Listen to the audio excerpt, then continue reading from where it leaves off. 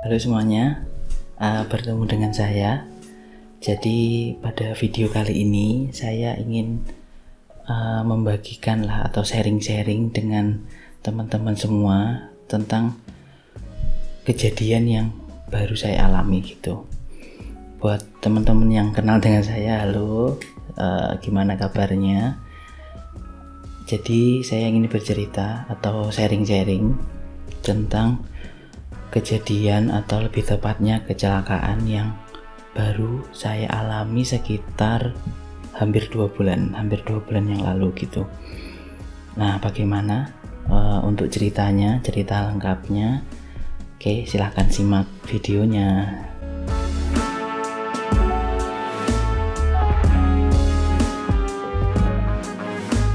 Video ini saya buat itu tanpa skrip, jadi nggak ada skripnya. Saya nggak sempat buat skrip, jadi memang ini spontan. Saya ingin sharing-sharing dengan teman-teman, ingin berbagi dengan teman-teman. Nama apa judulnya juga saya juga belum kepikiran, belum tahu nanti apa judulnya, saya belum tahu. Yang penting saya buat dulu videonya. Saya ingin sharing-sharing dengan teman-teman gitu, entah teman-teman yang sedang mengalami seperti saya atau pernah mengalami kejadian seperti saya, seperti itu.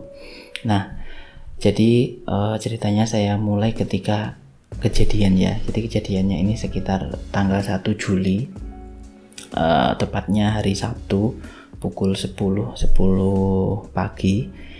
Kejadian ini ya terjadi tidak jauh dari rumah saya. Saya rumahnya ada di daerah Jawa Timur. Jadi kejadian ini saya naik sepeda motor, waktu itu mau berangkat ini untuk kerja. Jadi saya dari selatan itu saya mengendarai motor. Saya posisinya benar, jadi di posisi saya yang sesuai, saya tidak keluar dari jalur. Jadi saya dari selatan, lalu ada mobil dari depan. Nah, untuk mobil ini dia ingin menyalip kendaraan lain di depannya, seperti itu. Nah, ketika menyalip itu tidak melihat posisi yang di depannya seperti apa, jadi tidak melihat posisi saya. Nah, ketika dia nyalip, langsung dia menghantam sepeda motor saya. Sebenarnya saya sudah posisi di pinggir, tapi belum sampai jatuh dari aspal, belum sampai keluar aspal, jadi masih di aspal seperti itu, tapi sudah di pinggir. Nah, saya langsung dihantam. Nah, hantaman itu kemungkinan terkena pada bagian kaki saya tepatnya di bagian lutut, bagian paha, area lutut ke atas seperti itu. Jadi saya ditabrak, saya langsung mental. Nah, mental ini saya terpentalnya ke arah kiri, jadi ke arah pinggir jalan. Sedangkan waktu itu posisi jalannya jadi antara dataran yang bagian kiri, jadi di luar jalan itu dengan jalan raya itu ada jarak seperti ini. Jadi yang ini jalan raya, terus yang ini bagian dataran rendahnya seperti itu, bagian pinggirnya. Jadi saya dari jalan raya ini langsung mental ke bagian pinggir ini. Berarti ada jarak, ada levelnya gitu. Itu sekitar 200 cm, 2 meteran lah. Jadi saya terpental. Nah, terpentalnya itu sekitar 5 meter. Tapi alhamdulillahnya, untungnya saya terpental ke bagian kayak penanaman bibit-bibit seperti itu. Jadi ada polybag di situ. Bagian yang lain itu tidak sampai terkena. Nah, ketika sudah kejadian itu, alhamdulillah saya juga sadar. Jadi saya sadar 100%. Ketika dalam keadaan sadar itu, saya langsung bisa telepon sama keluarga yang di rumah. Jadi saya telepon istri, saya telepon saudara yang bisa dihubungi lah. Tapi waktu itu pertama kali saya langsung telepon istri. Tapi yang pertama kali telepon itu bukan saya, jadi yang telepon itu orang lain. Jadi ketika saya jatuh itu ada yang menolong, berniat untuk menolong gitu. Tapi saya sudah katakan mohon maaf, panggilkan ambulan saja karena sepertinya bagian kanan ini sudah tidak bisa bergerak, saya bilang seperti itu. Nah, setelah itu saya kasihkan HP saya untuk menghubungi entah itu istri saya, keluarga saya atau ambulan seperti itu. Tapi saya sudah mengasih tahu oh ini nomor istri saya gitu. Nah lalu sepertinya orang itu telepon istri saya. Nah ketika telepon dia ini setelah selesai dia memberikan handphone itu kepada saya, jadi dikasihkan ke saya lagi, lalu saya telepon ulang istri saya seperti itu. Nah ketika saya telepon ulang, itu istri saya itu lucunya mengira bahwa yang telepon tadi itu orang yang mau nipu seperti itu. Jadi kayak penipuan, modus penipuan, karena kan sekarang banyak tuh modus penipuan mengatasnamakan siapa kayak gitu. Nah dikiranya itu tadi orang itu nipu gitu, tapi setelah saya telepon lagi baru istri saya itu ngeh dan percaya bahwa ini beneran, karena saya juga sempat ini kirim foto. Jadi foto kaki saya yang selonjor gitu, tapi sudah robek-robek untuk ininya, celananya sudah robek-robek seperti itu. Oke, jadi udah saya kirim foto, terus saya video call juga, waktu itu sempat video call juga. Nah akhirnya ada saudara yang datang. Nah tepatnya saudara itu om saya sendiri kayak gitu. Jadi saudara datang. Istri saya sebenarnya mau ikut untuk inilah, kan khawatir lah ya, mesti khawatir. Tapi saat itu istri saya itu sedang hamil dan sudah 9 bulan. Jadi sebenarnya tinggal menunggu hari hanya saja, karena HPL-nya itu kurang 3 hari dari ini. Jadi saya kecelakaan itu kurang 3 hari lagi, itu istri saya sudah HPL untuk melahirkan gitu. Udah prediksi dari dokternya seperti itu. Nah jadi daripada nanti kepikiran macam-macam, akhirnya istri nggak jadi ikut, jadi istri hanya nunggu di rumah kayak gitu. Saudara saya sudah datang, om saya datang, langsung ini diurus sama om saya. Jadi saya udah nggak memikirkan motor saya seperti apa, barang-barang saya seperti apa, tapi alhamdulillah waktu itu tas saya masih ada di sini, HP juga masih lengkap, semua lengkap. Jadi hanya motor, saya nggak kepikiran motornya seperti apa. Akhirnya ambulan datang juga, jadi ada ambulan datang, saya langsung dibawa ambulan untuk menuju ke RSUD seperti itu, RSUD di daerah saya, rumah sakit rumah saya seperti itu. Nah udah sampai RSUD, ini prosesnya ketika saya datang itu ditanya, jadi ada pertanyaan lah, tadi jatuhnya di mana, terus seperti apa kejadiannya. Jadi kalau ditanya kejadian seperti apa, saya benar-benar ketika ini broknya itu, berarti saya udah nggak keinget. Jadi ingatnya malah ketika sudah mental seperti itu. Itu udah mental guling-guling itu saya ingat. Tapi ketika broknya itu begitu cepat ya gitu, begitu cepat banget lah prosesnya gitu. Nah udah sampai RSUD, udah ditanya, terus dibersihkan lukanya, dibersihkan semua. Celana juga dilepas, saya jadi hanya pakai celana dalam kayak gitu, terus pakai selimut hanya gitu, terus dibersihkan lukanya, terus luka dibersihkan, setelah itu lanjut ke rongsen. Nah di rongsen ini baru ketahuan apa sebenarnya yang terjadi di kaki kayak gitu. Tapi sebenarnya dari awal itu saya sudah dengar kayak perawatnya yang gotong saya di tempat kejadian itu bilang, oh ini sepertinya patah, bilang gitu. Jadi om saya itu setelah dapat hasil rongsennya, dia langsung menemui saya kayak gitu. Nah ketika menemui ini, karena dia tahu saya dari awal kejadian sampai waktu di rumah sakit itu tidak terlalu cemas, berarti maksudnya nggak kelihatan takut atau kesakitan gitu. Jadi dia, waktu saya tanya gini, bagaimana om hasilnya gitu, dia langsung jawab, mau saya kasih tahu hasil yang beneran atau berbohong, bilang gitu. Terus saya jawab, yes beneran aja apa adanya, bilang gitu. Nah terus dia lihatkan hasilnya, jadi tulang saya itu seperti ini posisinya, jadi patahnya seperti ini. Nah nanti akan saya tampilkan ini ya hasil rongsennya seperti apa gitu, seperti ini. Terus saya tanya, karena ini memang pengalaman pertama saya, jadi saya belum pernah kecelakaan separah ini. Menurut saya parah loh ya, sebesar ini sampai kaki saya patah itu saya belum pernah. Jadi baru ini, dan semoga enggak lagi. Memang sudah kapok lah ini aja. Terus saya udah lihat, terus saya tanya, hasil seperti ini gimana, bagus, parah, atau biasa saja, saya bilang gitu. Katanya ada bagusnya. Bagusnya itu dia langsung patah, jadi tidak ada retaan, bilangnya gitu. Kata dokter juga ini ya, ini info dari dokternya. Tapi parahnya, ya wes ini kakimu patah, jadi harus dioperasi, seperti itu bilangnya.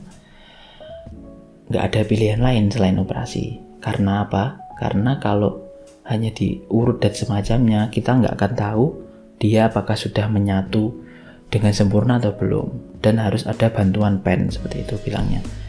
Oke, terus prosesnya seperti apa setelah ini? Prosesnya setelah ini operasi, bilangnya gitu. Nah, operasinya di mana? Bentar saya carikan informasi sama konsultasi dulu gitu, karena di rumah sakit yang ini yang saya waktu itu datang itu kan rumah sakit umum. Nah, beberapa orang menyarankan bahwa mending langsung saja ke rumah sakit ortopedi, jadi rumah sakit yang memang khusus untuk patah tulang, seperti itu. Oke, setelah diskusi berarti nunggu beberapa jam, akhirnya diputuskan bahwa saya operasinya dibawa ke Solo. Jadi Solo ini memang ada rumah sakit yang khusus ortopedi gitu. Kalian pasti tahu lah ya, atau bisa browsing lah rumah sakit di Solo yang memang khusus ortopedi, seperti itu. Oke, itu hari Sabtu ya, hari Sabtu sampai sore baru selesai prosesnya. Akhirnya sore berangkat ke Solo. Kalau rumah saya kan ada di Jawa Timur, jadi perjalanan ke Solo itu lumayan lah, memakan waktu 5 jaman lah. Sampai di sana udah malam. Udah di sana ditanya-tanya dulu sama perawatnya. Jadi saya posisi hanya bisa berbaring karena memang masih ada sakitnya itu, ada kayak linu gitu dan kaku gitu. Jadi saya hanya bisa berbaring. Jadi yang menguruskan administrasi om saya sama kakak saya, seperti itu. Jadi waktu itu perawatnya menemui saya, terus tanya gimana rasanya, terus dilihat langsung saya, terus memberikan info kalau ini harus operasi tapi bisanya hari Senin, bilangnya gitu, karena hari Minggu tidak ada proses operasi waktu itu tidak ada proses operasi. Gimana, mau atau tidak menunggu hari Senin, bilang gitu. Terus saya tanya, misal ini menunggu apakah tidak masalah, saya tanya gitu. Terus perawatnya bilang yang penting kalau dilihat dari hasil ronsennya tidak ada serpian di sekitar luka, itu tidak masalah, dan masnya tidak merasakan sakit, itu tidak masalah gitu. Oke, terus dipikir-pikir, sudah sampai sana jauh-jauh, nanti kalau bolak-balik malah lebih sakit lagi di jalannya, kan kita nggak tahu di jalannya kena guncangan-guncangan gitu. Berarti oke lah, jadi harus nginep dulu di situ gitu untuk menunggu operasi.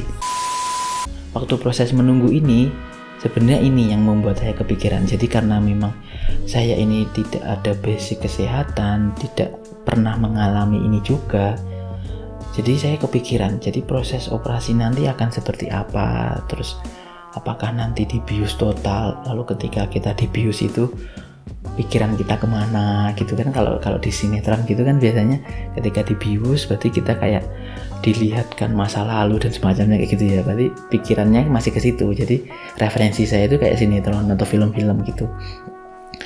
Itu malah yang membuat saya kepikiran sebenarnya proses menunggunya itu.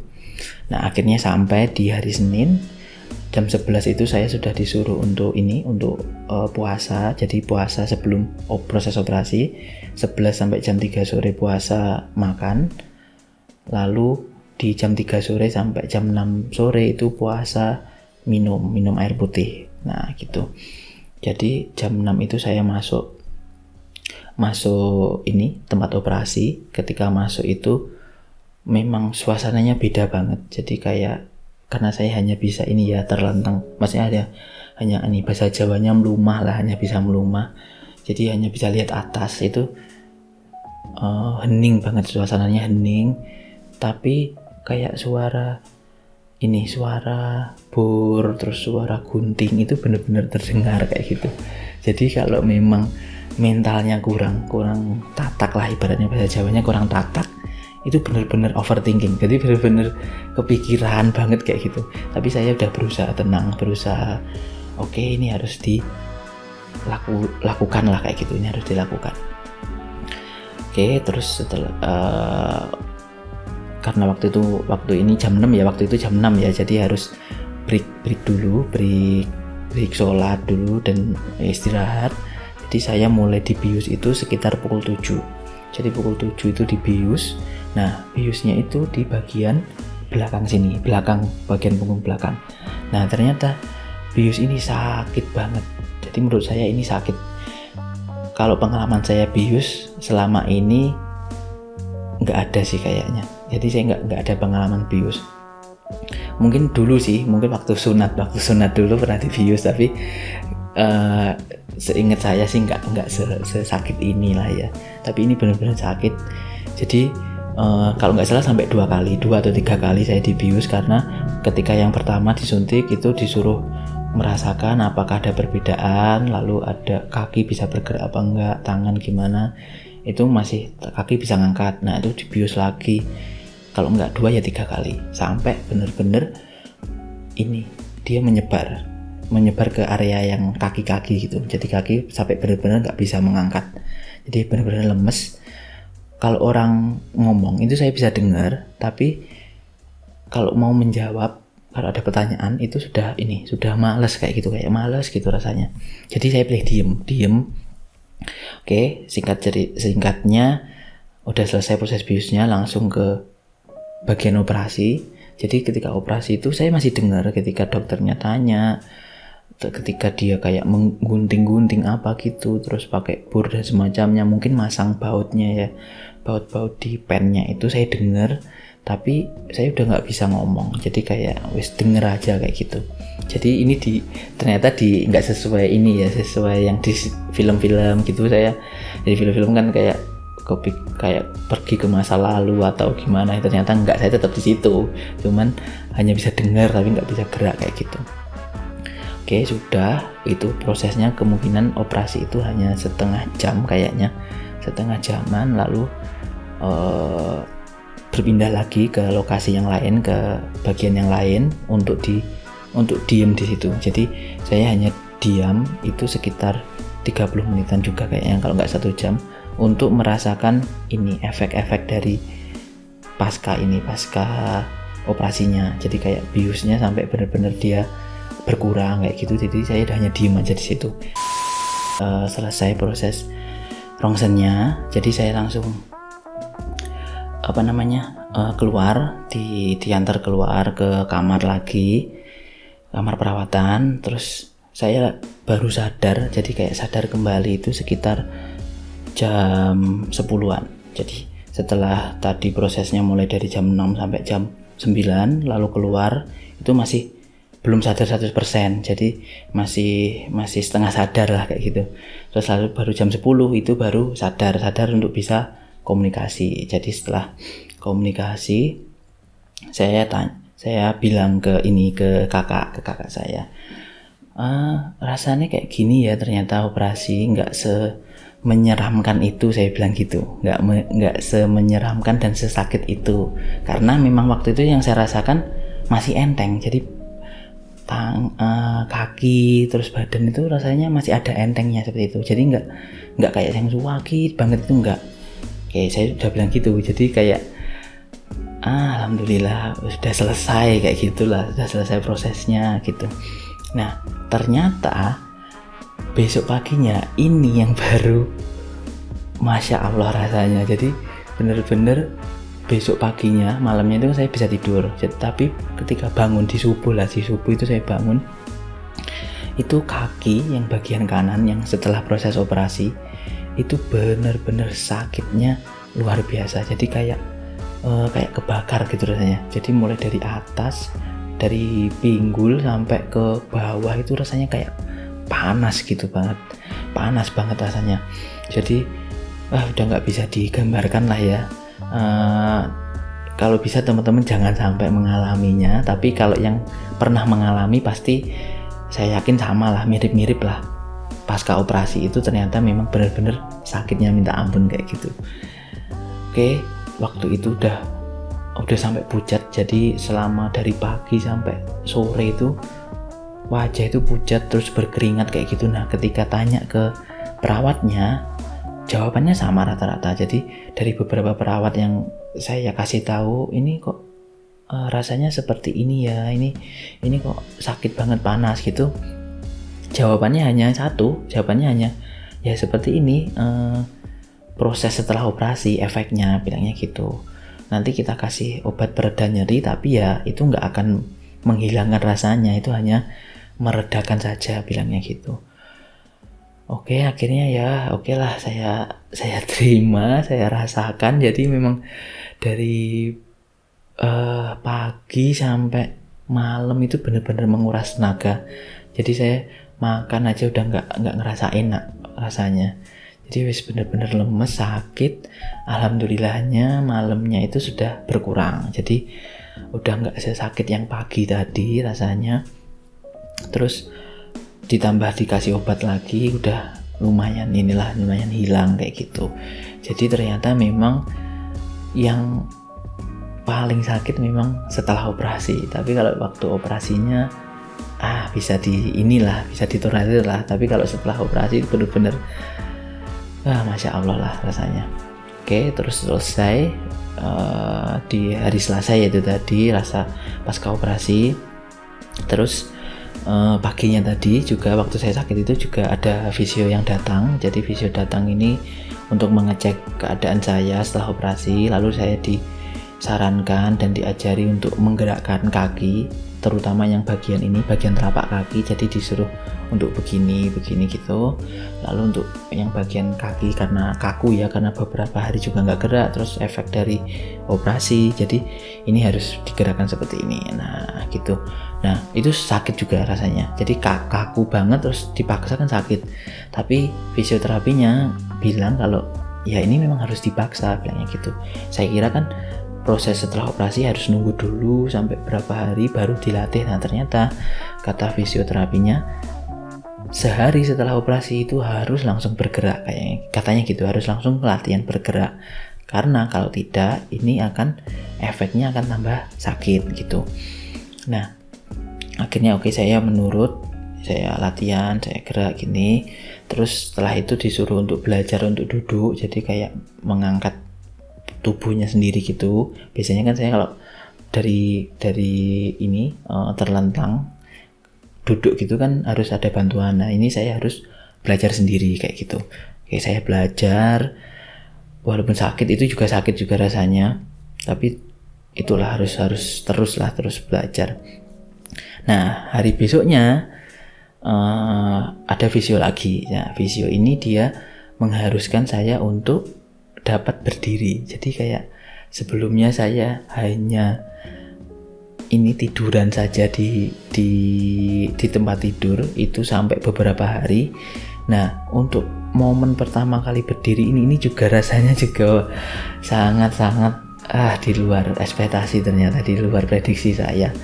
Rasanya juga sangat sakit, jadi kayak kaku semua. Jadi saya harus berdiri terus belajar untuk gerak ini, jadi benar-benar sakit banget. Nah sebelum saya visio datang untuk melatih saya berdiri, itu ada proses lagi sebenarnya, dan proses ini juga sangat sakit. Proses ini yaitu melepas ini jahitan.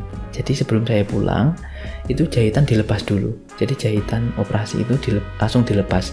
Nah proses ketika ini ditarik, benangnya ditarik ya, ini benar-benar kerasa sampai di kepala rasanya. Jadi kayak serut gitu, bener-bener gak bisa diungkapkan lah rasanya seperti apa. Selain benang ada juga selang yang ditanam. Jadi selang ini fungsinya untuk menarik darah yang kotor yang ada di paha gitu setelah operasi. Nah ternyata selang ini yang masuk ke dalam paha itu juga lumayan dalam, jadi ketika ditarik pun dia kerasa. Jadi setelah benang ditarik, selang ditarik, harus latihan visio berdiri. Nah itu yang benar-benar kayak double kill lah rasanya. Benar-benar nggak bisa diungkapkan rasanya. Oke, momen untuk berdiri ini memang benar-benar ini ya, sakit banget, terus harus belajar untuk bergerak pelan-pelan, bergerak maju, terus bergerak mundur. Ini benar-benar sakit banget. Ini momen-momen yang wis nggak akan bisa terlupakan lah buat saya ya. Buat saya nggak akan terlupakan karena memang di ini nggak ada kepikiran bahwa saya suatu saat akan latihan jalan lagi kayak gitu. Itu bener-bener nggak ada pikiran, dari dulu nggak ada pikiran seperti itu. Jadi ini kayak kita anak kecil lah yang kita latihan jalan pelan-pelan, dan saya harus rasakan lagi ketika sudah umur sekian seperti itu. Oke, itu sudah. Terus visionya juga pesan ketika pulang nanti harus bergerak, harus latihan, nggak boleh malas kayak gitu. Jadi visionya di rumah sakit saya ini ya lumayan cukup care lah ya orangnya. Jadi selalu diingatkan harus selalu bergerak. Kalau nanti nggak bergerak malah akan tambah sakit, bilangnya gitu. Oke, udah selesai. Akhirnya saya boleh pulang. Nah, ketika di rumah, ketika udah pulang, udah di rumah, sebenarnya ada hal yang membuat saya itu lebih semangat lagi untuk belajar cepat sembuh, untuk belajar cepat bisa jalan. Itu karena kan saya tadi cerita ya di awal kalau istri saya sedang hamil. Nah, ketika saya mau pulang itu istri saya alhamdulillahnya sudah proses untuk bersalin, sudah melahirkan gitu. Jadi anak pertama saya sudah lahir gitu. Jadi benar-benar rasanya campur aduk sih sebenarnya rasanya. Mungkin nanti akan saya ceritakan lah ya bagaimana ininya prosesnya ketika persalinan istri saya seperti apa gitu, rasanya dan kejadiannya seperti apa. Nanti mungkin akan saya buatkan ini juga, video juga. Tapi sekarang kita fokus aja ke proses pasca operasi saya kayak gitu ya. Jadi memang keinginan untuk sembuh itu sangat besar karena istri saya sudah melahirkan anak pertama. Terus saya pengen cepat bisa gendong, bisa ngajak jalan kayak gitu. Jadi itulah salah satu yang membuat saya pengen cepat sembuh lah, rajin latihan kayak gitu. Terus saya juga ingat kalau nggak cepat bergerak, nggak sering digerakkan akan tambah sakit. Nah, saya merasakan juga karena apa? Karena ketika misal latihan ya pagi gitu latihan, nanti siang dibuat tiduran berapa jam gitu, pas bangun memang rasanya kaki itu sudah kaku lagi kayak gitu. Jadi memang harus sering dilatih biar ototnya nggak kaku, biar udah terbiasa kayak gitu. Terus berjalan prosesnya berjalan di rumah. Nah, untuk seperti apa saya latihannya di rumah, terus perkembangannya seperti apa. Jadi kan ini kejadiannya di awal bulan Juli, terus saya sampai rumah itu juga masih di bulan Juli. Nah, setelah itu akan ada kontrol lagi juga ke sana, terus akan ada kontrol yang kedua juga. Nah, seperti apa prosesnya, lalu perkembangannya seperti apa, mungkin nanti di next video akan saya ceritakan lagi kayak gitu. Nah, untuk video ini sampai sini dulu. Bagi yang sudah melihat atau mendengarkan video dari saya, semoga bermanfaat. Terus bagi yang sekarang sedang mengalami seperti saya, semoga bisa cepat sembuh juga, bisa menjalaninya. Yang penting tetap semangat, dengarkan apa yang dikatakan dokter, terus dikatakan juga dengan fisioterapi. Jadi saya sampai sekarang memang tidak menggunakan jasa dari fisio ya, tapi saya melihat video-video yang ada di YouTube kayak gitu. Jadi saya belajarnya seperti itu. Tapi yang penting yang selalu saya ingat harus sering bergerak kayak gitu. Oke, sampai sini dulu. Nanti semoga bisa bertemu lagi di video yang selanjutnya. Oke, terima kasih.